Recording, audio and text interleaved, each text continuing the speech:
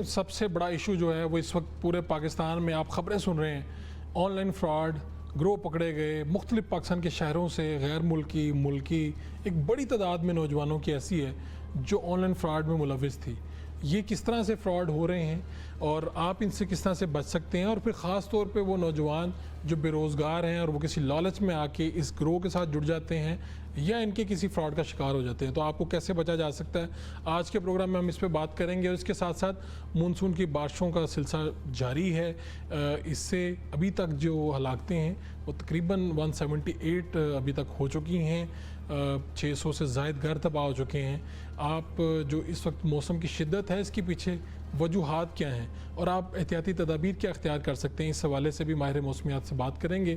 اور ایک ایشو ہے، اس وقت ملک گیر ہڑتال چل رہی ہے، جو چیمبرز آف کامرس ہیں وہ مذاکرات بھی کر رہے ہیں، باتیں بھی چل رہی ہیں۔ لاہور کے جو صدر ہیں چیمبر آف کامرس کے ابوذر شاد صاحب، انہوں نے کچھ ان کے خلاف وزیر دفاع نے بھی کچھ چیکس پہ بات کی ہے، انہوں نے کچھ بیانات دیے ہیں، وہ بھی پتہ کریں گے کہ معاملہ کیا ہے۔ تو آغاز کرتے ہیں کہ وہاں پہ ایک مسلم لیگی رہنما ہیں اور بڑے بزنس مین ہیں جن کی گرفتاری عمل میں آئی ہے، ایک گروہ آیا، یہ خبر کیا ہے، واقعہ کیا ہے، کہاں پہ ہو رہا تھا، کیسے ہو رہا تھا، چرائی صاحب ذرا بتائیے گا۔ اچھا، سب سے پہلے جی آپ کا شکریہ۔ فرق صاحب ایسے ہے کہ یہ ایک بڑا منظم ادارہ تھا جنہوں نے ایک فیکٹری میں جعلی کال سینٹر بنایا ہوا تھا۔ اس میں ملکی اور غیر ملکی جو مرد و خواتین تھے، وہ جو سادہ لوگ تھے، ان کو مختلف طریقوں سے ان کو لوٹ رہے تھے فراڈ کے ذریعے۔ یہ آن لائن فراڈ کرتے تھے، اس میں ان کے طریقے مختلف تھے۔ کبھی تو یہ انویسٹمنٹ کرواتے تھے آن لائن بزنس میں، اور پھر بعد میں یہ کہہ دیا جاتا تھا کہ جی بزنس میں بہت بڑا لاس ہو گیا ہے۔ اور اس کے علاوہ مختلف پونزی اسکیموں کے ذریعے سادہ لوگوں کو ورگلا پھسلا کر اپنے جال میں پھنساتے تھے، پھر ان کے ساتھ جو ہے وہ فراڈ کیا جاتا تھا۔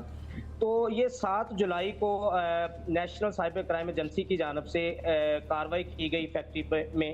وہاں سے 149 مرد و خواتین جو کہ ملکی اور غیر ملکی تھے ان کو گرفتار کیا گیا، اور وہاں سے بھاری مقدار میں کمپیوٹر اور ڈیجیٹل ڈیوائسز بھی جو تھیں وہ برآمد کی گئی۔ اس کے بعد ان کو عدالت میں پیش کیا گیا، اور گزشتہ 2 دن پہلے جو اس کا مرکزی ملزم تھا جس کا آپ ابھی ذکر کر رہے تھے، ملک تحسین اوان، یہ سابق چیئرمین فیسکو بھی رہ چکے ہیں اور رہنما پاکستان مسلم لیگ نون بھی ہیں، تو ان کو بھی جو ہے وہ گرفتار کر کے کل جو ملزمان کو عدالت میں پیش کیا گیا تھا۔ تو عدالت کی جانب سے ملزمان کو جو ہے وہ 4 دن کا ریمانڈ دیا گیا ہے جسمانی، جبکہ جو مرکزی ملزم ہے اس کا 5 دن کا ریمانڈ دیا گیا ہے۔ اچھا، یہ جو سارا معاملہ ہے، ملک صاحب ہیں، یہ کوئی بزنس مین ہیں، کون ہیں؟ آپ نے بتایا مسلم لیگ نون کے رہنما ہیں، ان کے اور بھی کوئی بزنس ہوں گے، شہر میں ان کو لوگ جانتے ہوں گے، کس لیول کے آدمی ہیں؟ 149 لوگ ان کے علاوہ جو تھے وہ گرفتار کیے گئے تھے۔ آپ دیکھیں کہ اندازہ لگائیں کہ وہ کتنا بڑا ان کا نیٹ ورک ہوگا، کتنا یہ منظم یہ گروہ تھا جس میں غیر ملکی بھی جو تھے وہ کام کر رہے تھے، اور مختلف حربوں سے اربوں روپے کا فراڈ کر چکے ہیں۔ اس کا اندازہ تو آپ بخوبی لگا سکتے ہیں کہ دوسرے ممالک سے آ کر اگر لوگ پاکستان میں رہ کر فراڈ کر رہے ہیں تو وہ آپ اندازہ لگا سکتے ہیں کہ یہ کتنا بڑا اور کتنا منظم گروہ ہوگا کہ جو لوگوں کے ساتھ فراڈ کر رہے تھے۔ ٹھیک ہے طاہر چرائی صاحب، بہت شکریہ آپ کا۔ ہم ثاقب سید صاحب جو رپورٹر ہیں ایک نیوز کے اسلام آباد اسٹوڈیوز میں موجود ہیں۔ ثاقب صاحب، اسلام آباد میں جو کاروائیاں ہوئی ہیں، ویسے تو یہ طاہر صاحب جو بتا رہے تھے کہ غیر ملکی لوگ ادھر آ کے کر رہے ہیں، ہمارے سابق وزیر اعظم خان صاحب نے کہا تھا کہ ایک وقت آئے گا کہ لوگ پیسہ کمانے کے لیے پاکستان کا رخ کریں گے، لیکن وہ اس طرح سے رخ کریں گے یہ کبھی ہم نے نہیں سوچا تھا۔ تو یہ کیا اسلام آباد میں کیا ابھی تک کاروائیاں ہوئی ہیں اور کیا طریقہ واردات ایک ہے، یہ مختلف ہے، کیا ہے اس کی تفصیل بتائیے گا۔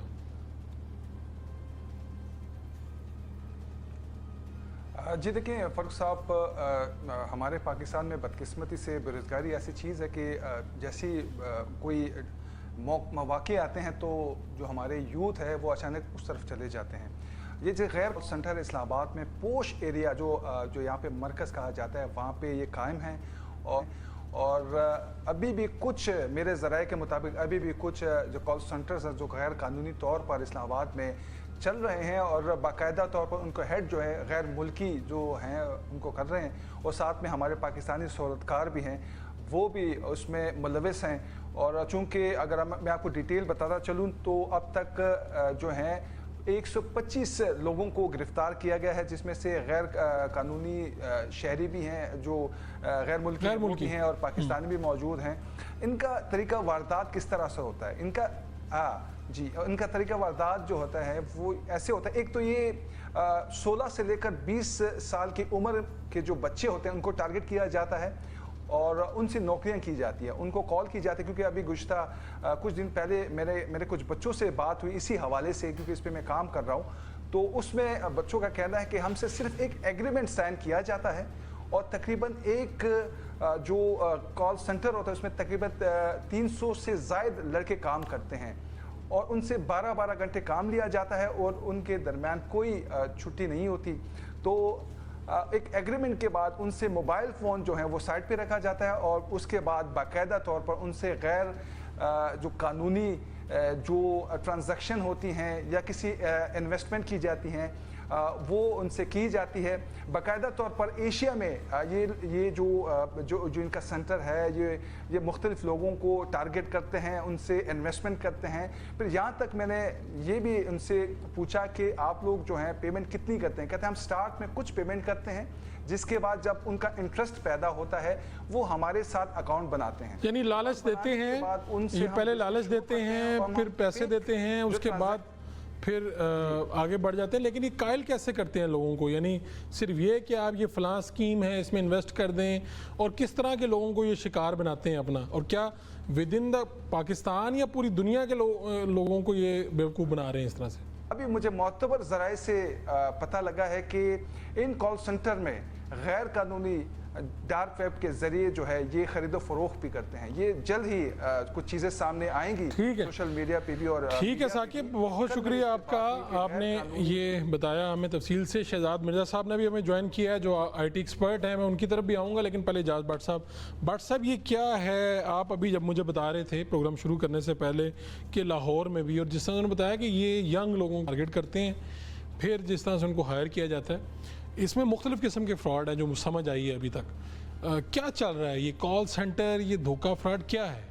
अच्छा ये देखिए, ये सबसे पहले तो मैं ये बताना चाहूँगा कि पाकिस्तान में इस वक्त इंटरनेट इस्तेमाल करने वाले लोगों की तादाद 13 से 14 करोड़ तक पहुँच गई है। दुनिया की 7वीं बड़ी इकॉनमी बन गई है ये इंटरनेट फ्रॉड की। तो इस वजह से अब बहुत सारे दूसरे ममालिक की तवज्जो भी जो है ना पाकिस्तान के ये इंटरनेट यूज़र की, और ऐसे इंटरनेट यूज़र हैं जिनको इंटरनेट यूज़ करने के जो क़वायद हैं उनके बारे में मालूम नहीं है। तो इस वजह से ये सारा तरीका का इस्तेमाल किया है। और सबसे पहले मैं आपको बताता चलूँ कि FIA की अभी एक हालिया रिपोर्ट में कहा गया है कि पूरे पाकिस्तान में जितनी कंप्लेंट्स आई हैं उनमें पहले 40% होती, अब 60% तक पहुँच गई हैं, जिसमें सिर्फ माली जो है फ्रॉड के केसेस हैं। इससे ये ज़ाहिर होता है कि पाकिस्तान में ये करोड़ों में नहीं अरबों में पैसे लूटे जा रहे हैं। करते कैसे हैं? अच्छा, ये करते ऐसे हैं कि इसकी 2-3 मिसालें इन्होंने कॉल सेंटर बनाए होते हैं। सबसे पहले ये कहते हैं कि जिन बच्चों के मैट्रिक के रिजल्ट आने हैं, और इस वक्त 20 बच्चों के मैट्रिक के रिजल्ट आने हैं, इसी माह आ रहे हैं, इससे 2 माह बाद FA के रिजल्ट आने हैं, ये बच्चे इस वक्त फारग हैं। इन बच्चों को ये सबसे पहले निशाना बनाते हैं, उनको कहते हैं जी आप हमारे पास आएँ, और ये हर वक्त ओपन इंटरव्यू रहता है। इसके लिए ये नहीं है कि जॉब खुल गई तो आप आ जाए। इस तरह के बच्चों को लेते हैं, उनका सिर्फ एक्सेंट ठीक करना होता है, उन्होंने इंग्लिश थोड़ी सी बेहतर करते हैं, उनका एक्सेंट के लिए इन्होंने अपने और टीचिंग स्टाफ रखा हुआ है, और ज़्यादातर को माइकल और जॉन ये नाम दिया जाता है। वो माइकल और जॉन बाद जो लड़कियाँ उनको स्टेफनी और जूलिया के नाम दिए जाते हैं। ये फिर इन नामों से बात करते हैं, और इसी वजह से मैं आपको बताता चलूँ कि यहाँ सब पहले ये हो रहा था कि चाइनीज़ जो है ना उनकी तादाद बहुत ज़्यादा थी, तो फिर इसमें नेपाली, बांग्लादेशी, श्रीलंकन और कुछ अफ्रीकी ममालिक के भी जो नौजवान यहाँ पढ़ने के लिए आते हैं। यानी ये नहीं है कि बाकायदा बुलाया जाता है, कुछ जॉब के सिलसिले में आए तो ज़्यादातर हमारी यूनिवर्सिटियों में जो स्टूडेंट आए हैं दूसरे ममालिक से, उनको कैप्चर किया जाता है, उनको खर्चे की ज़रूरत होती है। अब आ जाते हैं हम तरीक़ाकार की तरफ। तरीक़ाकार इनका ये है कि ये कॉल सेंटर पे एक जगह पे 40 से 60-45 लड़कों को जो है ना वो कॉल सेंटर पे लगा देते हैं। हर लड़के को, हर लड़की को टास्क दिया जाता है कि आपने दिन में 5 टारगेट ज़रूर अचीव करने हैं। तो वो अपने टारगेट को, ये टारगेट क्या है? टारगेट जो है ना वो इस तरह मैं बताता हूँ। جو نادرا کا ڈیٹا ہے نا اس سے پورے پاکستان کا جو شناختی کارڈ کا جو ڈیٹا ہے نا وہ ان کے پاس موجود ہوتا ہے. ان کے پاس کیسے ہو سکتا ہے نادرا کا ڈیٹا؟ نادرا کا ڈیٹا اس وقت موجود ہے. وہ کیسے موجود ہے؟ بے نظیر انکم سپورٹ پروگرام پہ جتنا ڈیٹا جاتا ہے وہ سارا کال سینٹر والے خریدتے ہیں.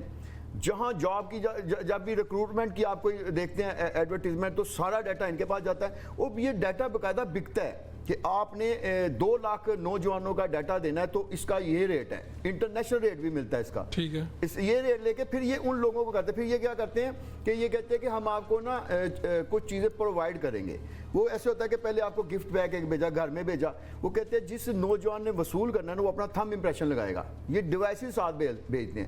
وہ ڈیوائس لگاتے ہیں, ایک خاص ان کے پاس پیپر ہوتا ہے, اس کے اوپر تھم امپریشن بھی لے لیتے ہیں. اس تھم امپریشن کو بھی یہ بعد میں یوز کرتے ہیں. وہ جو ٹارگٹ آپ بتا رہے تھے 5 وہ کیا تھا؟ یعنی کسی سے انویسٹمنٹ کروانی ہے یا کیا؟ وہ اچھا اس میں نا 5 طرح کے ان کے فراڈ ہیں. ایک تو یہ کرتے ہیں پونزی اسکیم. پونزی اسکیم یہی ہے ڈبل شاہ والی کہ آپ اتنے پیسے لگائیں گے تو اس طرح اس کا ہوگا. دوسری ان کے حوالے سے ہوتی ہے کہ یوٹیوب, فیس بک اور انسٹاگرام پہ یہ اپنے گروپ کے کچھ لوگوں کو انٹر کرواتے ہیں. وہ کہتے ہیں کہ میں نے یہ ایک اس اسکیم میں پیسے لگائے ہیں. اچھا یہ ہم سمجھتے ہیں یہ بہت بڑا پیسہ لگایا. میں آپ کو بتایا لاہور میں یہ کالج ہے بچیوں کا, یہاں بھی حالیہ کچھ یعنی سمجھے کہ 6-8 ماہ قبل یہ ایک بہت بڑی اسکیم ہوئی کہ 2.5 سے 3 ہزار بچیوں نے اس میں پورے کالج کی یعنی 2-4 بچیوں کو انہوں نے انٹر کیا. اس کا طریقہ کار یہ تھا کہ آپ 20,000 روپیہ سرمایہ کاری کریں گے. 20,000 روپیہ کرنے کے 1 مہینے کے اندر اندر آپ کو یوٹیوب کی اور فیس بک کی کچھ جو ہے نا وہ بھیجی جائے گی وہ سٹوری. ایک آپ نے صرف ایک سٹوری پہ لائک کرنا ہے اور ایک کمنٹ کرنا ہے, اور دن میں آپ نے 2 سٹوریز کو صرف لائک کرنا کمنٹ کرنا. اس کے بعد آپ کی پورے دن میں کوئی ٹاسک نہیں ہے. ٹھیک ہے. مہینے میں آپ نے 30 اور 30 60 سٹوریز کو آپ نے لائک کیا تو آپ کو 10,000 انہوں نے کہا دیا ہم آپ کو پہلے آپ کو 20,000 دینا ہوگا ان کو, دینا ہوگا. اس کے بعد وہ آپ کو یہ ٹاسک دیں گے, آپ کو لائک کرنا ہے, کمنٹ کرنا ہے, اس کے بعد آپ کو 10,000 ہر مہینے آئے گا. اچھا آئے گا کہاں؟ یہ بڑی مزے کی بات ہے کہ وہ ایک سوشل میڈیا پہ ایک ویب سائٹ بھیجتے ہیں. جس بچی نے 20,000 جمع کرنا ہے وہ بتاتے ہیں کہ اس اکاؤنٹ میں آپ نے جمع کرنا ہے. وہ بھی اس طرح کا یعنی اس طرح کا اکاؤنٹ ہے. تو یہ لاہور کے یعنی اتنا بڑا کالج ہوگا جہاں پہ 3,000 بچیاں اس میں آ گئیں. جی 3,000. پھر ہوا کیا ہے اس کا؟ اس کا میں اس لیے بتاتا ہوں کہ وہ بچیوں نے کرایا اور جو پہلی بچیاں تھیں ان کو اس کے اندر ہی وہ مختلف جو ہوتے ہیں پے جس کے ساتھ پیمنٹ انہوں نے کہا کہ آپ اور بچے لے کے آئیں گے تو آپ کا شیئر مزید بڑھا دیا جائے گا, یعنی ڈبل شیئر ہو جائے گا. تو اس طرح سے بڑھتے بڑھتے بچی نے 4 بچیاں اور پھر ان 4 بچیوں نے آگے 16 بچیاں. وہ بڑھتے بڑھتے جب 3,000 تک پہنچا تو اس دوران صرف 6 سے 8 ماہ گزرے تھے. اچھا 6 سے 8 ماہ. پہلا جو فرسٹ جو گروپ تھا نا اس کو تو 10,000 روپیہ سال ملا کے 30,000 مل گیا. ٹھیک ہے. لیکن جب 30,000 بچیوں نے 20,000 دیا تو جب وہ ملٹی پلائی کیا گیا تو وہ تو بہت بڑی رقم بن گئی. اور اس کے بعد انہوں نے جس ویب سائٹ پہ آپ نے جا کے وہ پیسے وصول کرنے تھے اس ویب سائٹ کو بلاک کر دیا. تو 3,000 بچیوں کے پیسے بھی ڈوب گئے. اور وہ ان میں سے کچھ بچیوں کے والدین جو FIA میں گئے, انہوں نے کہا جی اس کا کوئی ریکارڈ ہی نہیں ہے, ہم کیسے آپ نے یہ خود آپ فراڈ میں چلے. یعنی اس کا کچھ نہیں بنا ہے. کچھ نہیں بنا. چلے